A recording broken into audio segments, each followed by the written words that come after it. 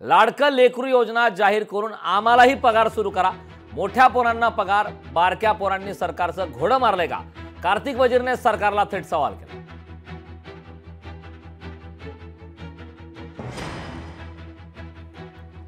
कार्तिक वजीरने सरकारला हा सवाल केला। याआधीही कार्तिक वजीरचे व्हिडिओ मोठ्या प्रमाणात व्हायरल झाले होते। नंतर बोऱ्याचं आता आणखी एक भाषण हे तुफान व्हायरल झालंय।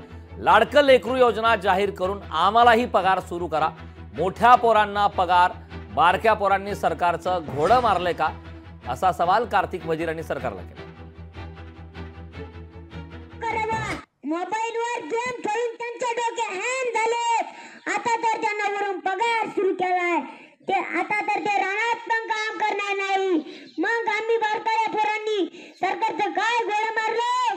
आम्हाला पगार सुरू करा, आम्हाला खर्चा पाण्याला पैसे लागतात, आम्हाला खर्चा पाण्याला पैसे लागतात। सरकारने बारीक सारीक लाडकं लेकरू योजना आणावी आणि सरसकट बारकाल्या मुलांना पगार सुरू करावा। मोबाईलवर गेम माझे बालमित्र आणि गावातील उपस्थित तमाम नागरिकांना स्वातंत्र्य दिनाच्या कोटी कोटी शुभेच्छा। 15 ऑगस्ट 1947 रोजी आपला भारत देश स्वतंत्र झाला। इंग्रज किती कडू होते, जुलमी होते, पण आपल्या क्रांतिकारकांनी त्यांना कसे पाणी पाजले हे तुम्हाला माझ्या मित्रांनी सांगितले। आपल्याला स्वातंत्र्य मिळाले, पण आमच्यासारख्या बारकाल्या पोरांना खरंच स्वातंत्र्य आहे का?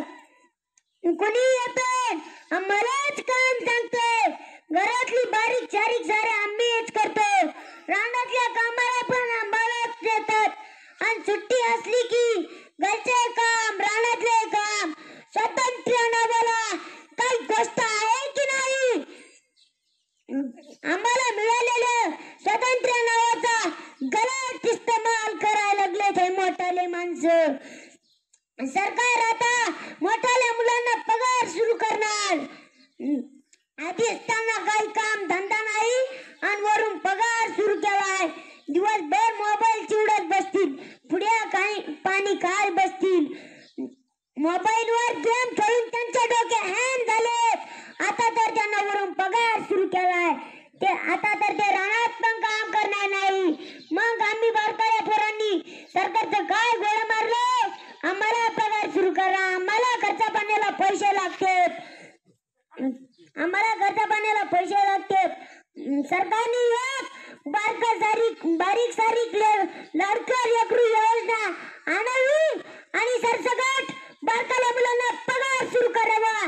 मग आम्हाला पगार, मोठाल्या मुलांना पगार, मोठाल्या माणसांना पगार, लेकीला पगार, सुनाला पगार, मग तर काय सगळ्यांनाच पगार।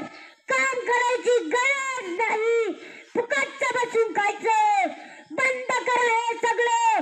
अशाने अशी पिढी तयार होईल, मग पुन्हा इंग्रज तुम्हाला गुलाम करतील।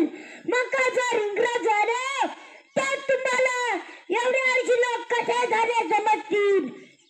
म्हणून मग तुम्हाला अवताला नाही तर नांगराला झुकतील। म्हणून म्हणतो शाने व्हा, कष्ट करा, कष्टाशिवाय पर्याय नाही। या जगात आईबापाच्या प्रेमाशिवाय काहीच फुकट मिळत नाही। एवढं बोलून मी माझे अनमोल विचार थांबवतो। जय हिंद। लोकशाही मराठी ऐका, पहा, जागरूक रहा।